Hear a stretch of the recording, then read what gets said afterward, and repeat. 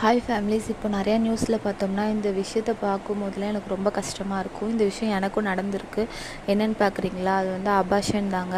எனக்கு ஃபஸ்ட்டு ஒரு பொண்ணு இருக்குது. ஆனால் செகண்டு நான் கன்சீவ் ஆனதுக்கப்புறம் 5 மாதம் வரைக்கும் நல்லா தான் இருந்துச்சு. அதுக்கப்புறம் ஹார்ட் பீட் இல்லைன்ட்டு அபார்ஷன் பண்ண சொல்லிட்டாங்க. ஆனால் நிறையா பேர் ரோட்லேயே குழந்தை தூக்கி போடுறாங்க.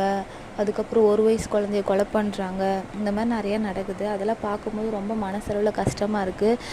அவங்களுக்கு குழந்தையே இல்லாமல் எவ்வளோ கஷ்டப்படுறாங்கங்க. ஆனால் சில பேர் ஈஸியாக பெற்றுட்டு தூக்கி போட்டுடுறாங்க, இல்லை கழுத்தை நெரிச்சு கொல்றாங்க, விஷத்தை வச்சு கொல்றாங்க, கண்டுக்காமல் விட்டுடுறாங்க, அனாதையாக ரோட்டில் விட்டுட்டு போயிடுறாங்க. ஆனால் அந்த அபார்ஷன் அந்த வலி என்னால் இன்னமும் மீள முடியல.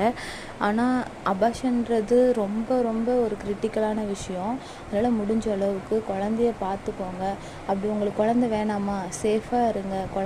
குழந்தைக்கு எப்படி சொல்கிறது, அது சொல்லும் போது எனக்கு ரொம்ப கஷ்டமாக இருக்குது.